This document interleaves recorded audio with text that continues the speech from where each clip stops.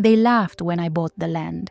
Not politely, not behind my back, but directly to my face. 43 years old, divorced, with a modest inheritance and a dream that everyone assured me was delusional. The property was 42 acres of what the locals called dead land, rocky, poorly drained, surrounded by failed farms and abandoned homesteads. The real estate agent had practically apologized for showing it to me. "You're throwing your money away," my brother said, shaking his head as we stood at the property line. "This land hasn't been productive in decades. Look at it. It's worthless." But I saw something different. While everyone else saw obstacles, I saw potential.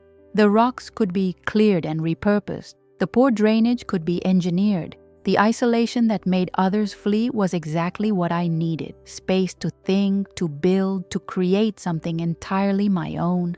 The whispers started immediately. At the grocery store, at the bank, at the coffee shop where I'd lived my entire life. "Did you hear? Sarah bought that useless property out on Miller Road. She's lost her mind." I could feel their pity mixed with contempt, the assumption that I was making a catastrophic mistake.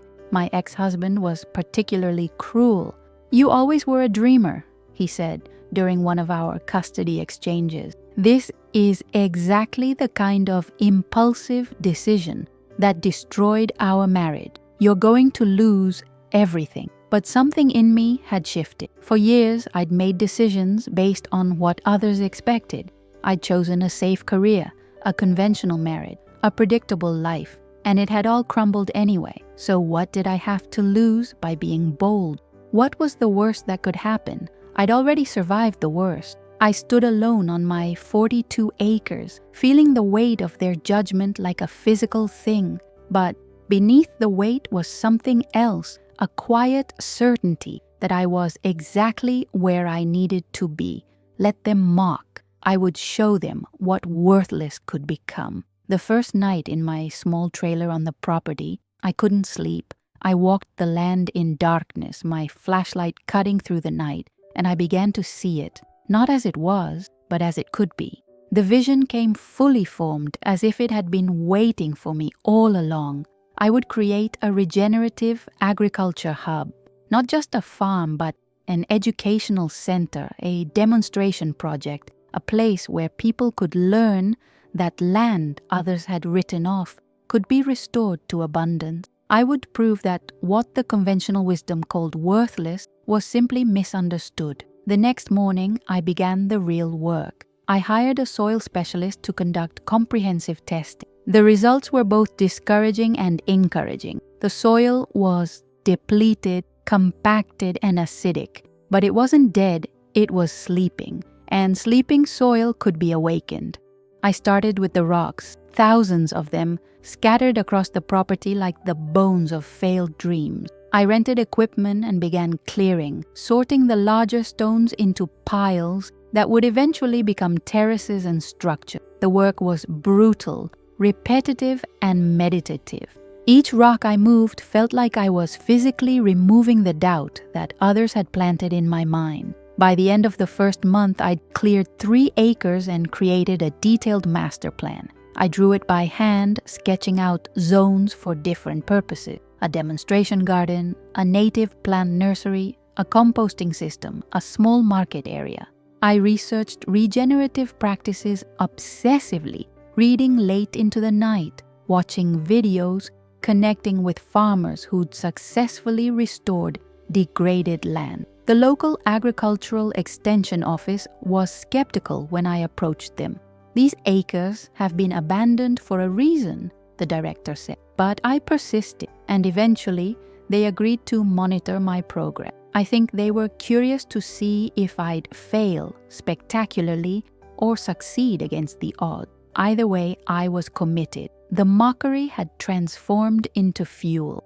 6 months into the project, I planted my first crops, not in the main fields, but in a small demonstration garden I'd created by importing compost and building raised beds. I chose plants that would thrive in the challenging conditions: nitrogen-fixing legumes, deep-rooted perennials, native species that belonged in this ecosystem. The day the first seedlings emerged, I stood in the garden and cried. Not from joy, though there was that, but from the overwhelming realization that I was actually doing this. I was building something real, something tangible, something that couldn't be mocked away. The vegetables grew with surprising vigor.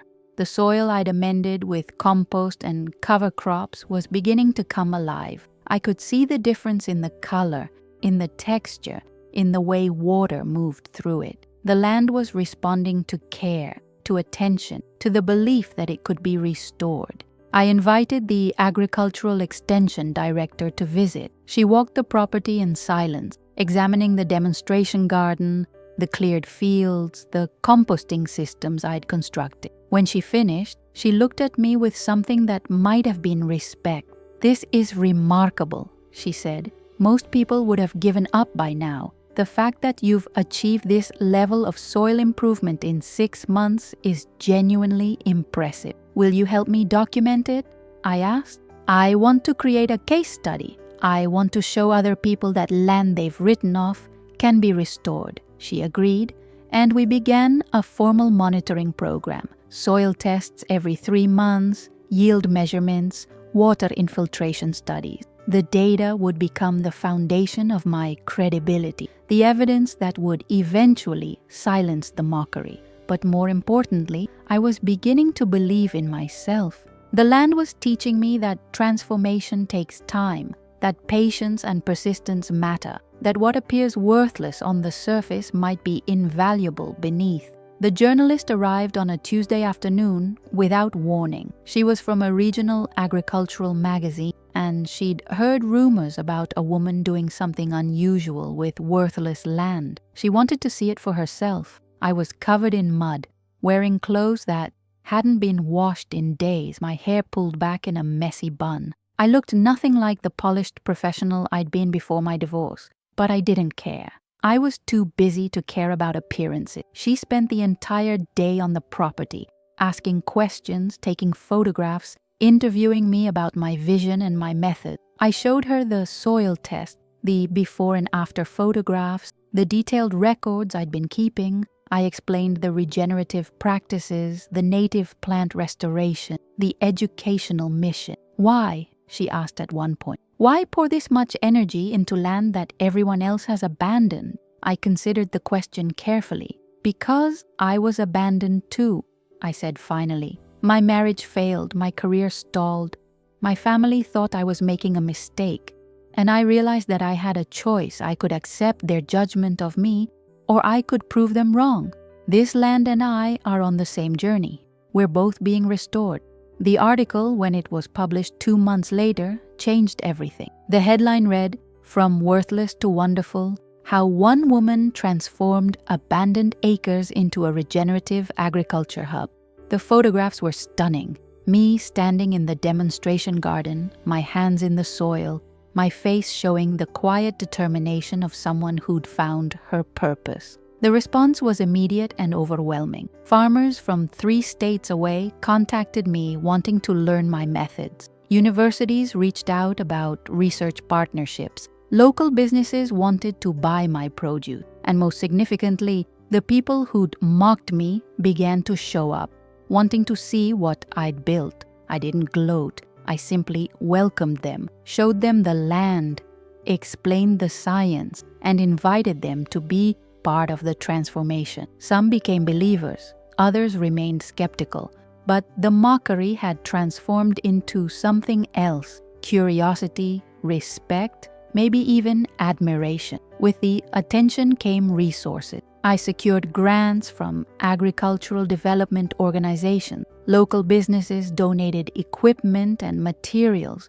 Volunteers began showing up on weekends, eager to be part of something meaningful. Together, we built the physical infrastructure that would transform my vision into reality. We constructed a large greenhouse using reclaimed materials. We built a packing shed for processing and storing produce. We created a small pavilion for educational workshops. We installed rainwater harvesting systems and constructed swales to manage water flow across the property. Each structure was built with intention, using sustainable materials whenever possible.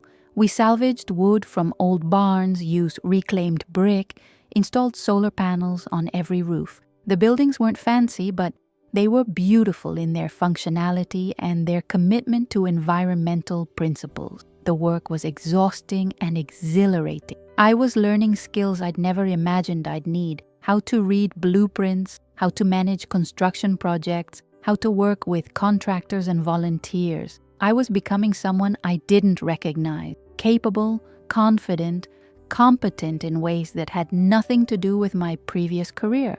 One afternoon, my brother showed up unexpectedly. He walked the property in silence, examining the greenhouse, the demonstration gardens, the infrastructure I'd built. When he finished, he approached me with an expression I couldn't quite read. "I owe you an apology," he said. "I thought you were crazy. I thought you were throwing your life away. But you weren't. You were building something, and I was too blind to see it." I hugged him, and we both cried a little. His validation mattered, but not as much as my own. I'd already validated myself through action, through persistence, through the tangible evidence of transformation. By the end of the second year, I officially launched the educational component of the project. I called it the Regenerative Agriculture Institute, and its mission was to teach farmers, gardeners, and anyone interested in land restoration the principles and practices that had transformed my 42 acres.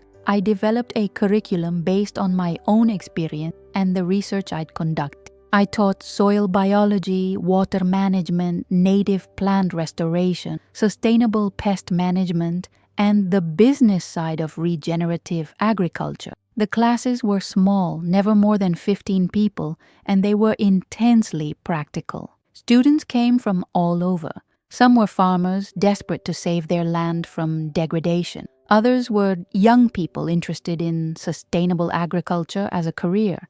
A few were simply curious about what I'd built. I welcomed them all, and I taught them everything I'd learned. The teaching transformed my understanding of my own work. By explaining my methods to others, I deepened my comprehension of why they worked. By answering their questions, I discovered gaps in my knowledge and filled them. By witnessing their transformation, the moment when they understood that degraded land could be restored, I found new meaning in my own journey. One student, a young woman named Maya, particularly moved me. She came from a family of conventional farmers who were skeptical of regenerative practices. She was fighting against their expectations, just as I had been.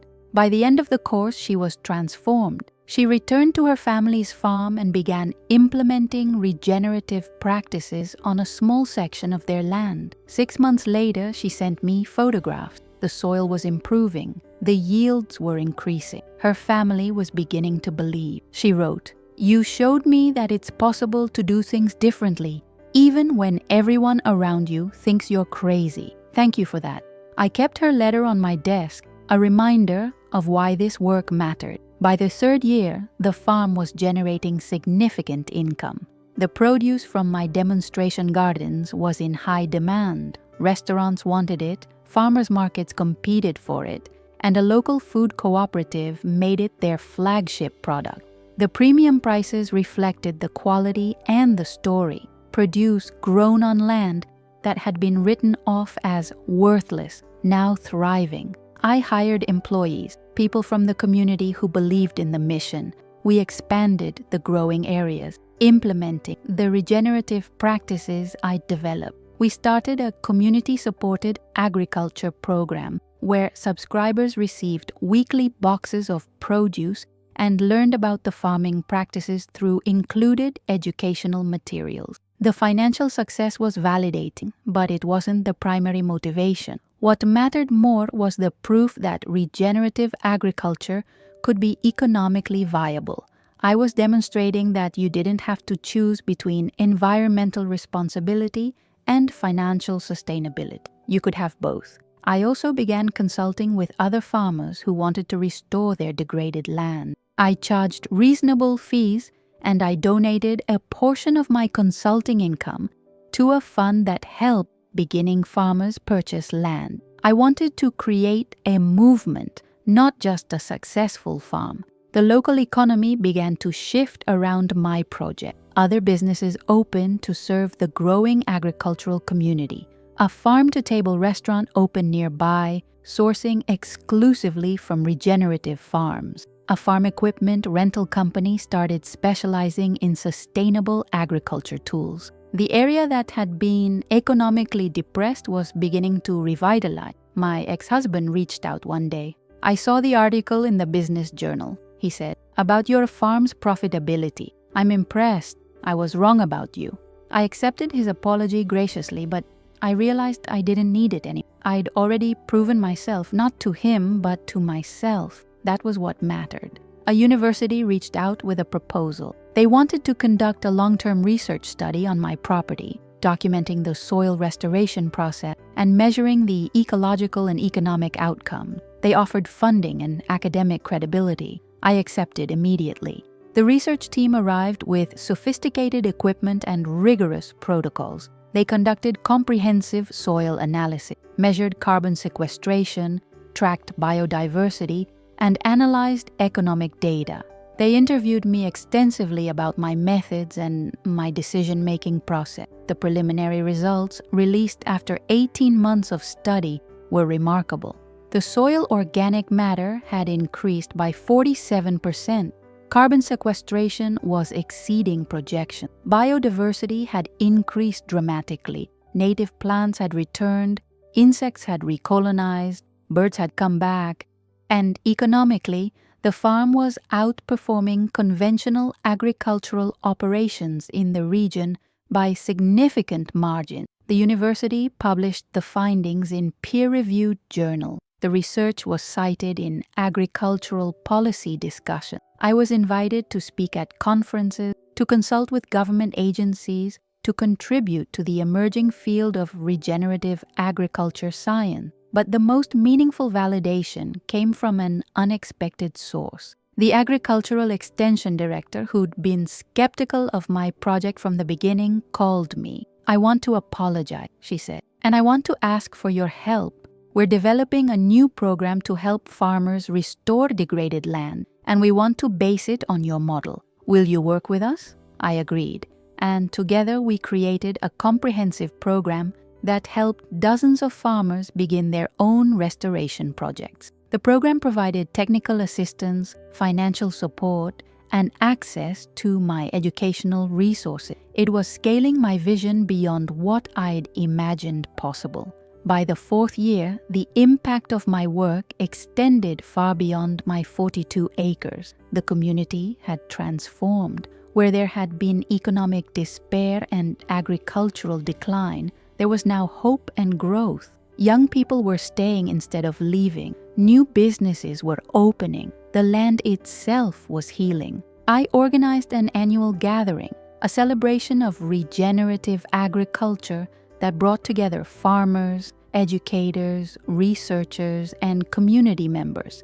We called it the Restoration Festival, and it became the signature event of the region. Hundreds of people attended, learning about sustainable practices, celebrating successes, and building community. The festival also served as a platform for other farmers to share their stories. I made sure to highlight the work of others, to celebrate their successes, to create a movement that was bigger than just my farm. I wanted to prove that regenerative agriculture wasn't about individual heroics. It was about collective transformation. One afternoon during the festival, a woman approached me. She was in her 60s and she looked vaguely familiar. Then I realized it was the real estate agent who'd shown me the property 5 years earlier. She'd been skeptical then, almost apologetic about the land's condition. "I wanted to tell you something," she said. "I've been in real estate for 30 years, and I've never seen anything like what you've done. You took land that I thought was worthless and transformed it into something extraordinary. You've changed my understanding of what's possible." I thanked her and we talked for a long time. She told me that she'd started a new business, helping people find abandoned or degraded land and connecting them with resources to restore it. She was doing it because of my example. The awards and recognition came gradually, then all at once. I received the State Agricultural Innovation Award. I was named one of the 50 most influential farmers in the region. A national magazine featured me in their Women Who Changed Agriculture issue. Universities offered me positions as a visiting lecturer, but the recognition that moved me most came from an unexpected source. The local newspaper, the same paper that had published dismissive articles about my project in the early days, ran a major feature story. The headline read, "From Mockery to Mastery: How Sarah Built an Agricultural Empire on Worthless Land." The article included interviews with people who'd mocked me. My brother talked about his initial skepticism and his eventual pride. The real estate agent discussed her transformation. Farmers who'd been skeptical shared how my success had inspired them to try regenerative practices. And there was a quote from my ex-husband. "I told her she was throwing her life away. I was wrong. She didn't throw her life away. She built a new one, better than anything we had together. I'm genuinely proud of her." Reading those words, I felt something shift inside me. The need for external validation, which had driven me for so long, finally released its grip. I'd already validated myself through action. The recognition was nice, but it wasn't necessary. What was necessary was the knowledge that my work was making a difference, that other farmers were restoring their land, that young people were choosing agriculture as a career, that the community was healing, that the land itself was thriving. By the 5th year, I was managing not just my original 42 acres, but a network of restoration projects across the region. I'd purchased additional land, some of it degraded, some of it abandoned, and I was applying the principles I developed to restore it. Each property had a different story, different challenges, different potential. I also established a non-profit organization dedicated to land restoration and regenerative agriculture education. The organization provided grants to beginning farmers, funded research, and advocated for policy changes that supported sustainable agriculture. I brought in a board of directors, farmers, scientists, business leaders, community members who shared my vision. The organization grew rapidly. Within 2 years, we were operating in 5 states. We'd helped restore over 300 acres of degraded land. We'd trained over 500 farmers in regenerative practices. We'd influenced policy at the state level, securing funding for agricultural sustainability initiatives. But I was careful not to lose sight of the original mission. I still spent time on my original 42 acres, still taught classes, still worked with my hands in the soil. The farm remained my anchor, the place where I'd learned that transformation was possible. I also thought carefully about legacy. What would happen to this work after I was gone? How could I ensure that the principles I developed would continue to guide restoration efforts? I began documenting everything, creating detailed manuals, recording video tutorials, writing a book about my journey and my method. The book, published in the 6th year, became a bestseller in agricultural circles. It told the story of my transformation alongside the story of the land's transformation. It was part memoir, part practical guide, part manifesto for a different way of farming. Readers wrote to tell me that it had changed their lives, inspired them to pursue regenerative agriculture, given them hope that change was possible. On the 10th anniversary of purchasing the property, I stood on my original 42 acres and reflected on the journey. The land had transformed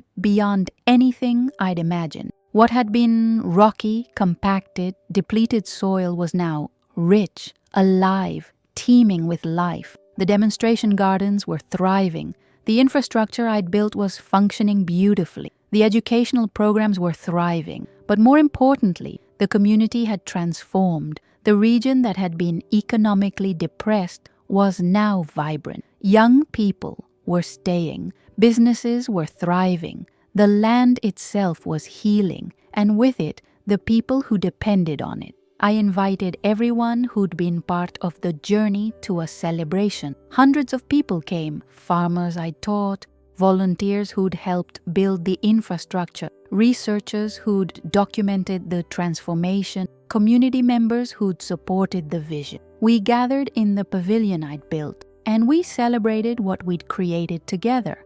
My brother gave a speech about his initial skepticism and his eventual pride. The agricultural extension director talked about how my work had transformed her understanding of what was possible. Maya, the young farmer I'd mentored, shared how my example had inspired her to transform her family's farm. And then I spoke. I talked about the mockery, the doubt, the moments when I'd questioned whether I was making a catastrophic mistake. I talked about the land teaching me that transformation takes time, that patience and persistence matter, that what appears worthless on the surface might be invaluable beneath. When I bought this land, I said, everyone told me it was worthless. They were wrong, not because the land was valuable, though it is now, but because I was valuable. I had something to offer. I had vision, determination, and the willingness to work harder than anyone else. The land didn't make me valuable. I made the land valuable, and in doing so, I discovered my own value. As I looked out at the faces of the people I'd worked with, I realized that this was the real reward, not the awards, not the recognition, not the financial success. It was the knowledge that I'd created something meaningful, something that would outlast, something that would continue to transform lives and land long after I was gone. The mockery had transformed into respect. The worthless acres had become a beacon of possibility. And I, the woman everyone had written off as delusional, had become a teacher, a mentor, a catalyst for transformation. The land had given me back my life, and in return, I'd given the land back its life. We'd healed each other, and in the process, we'd healed the community around us.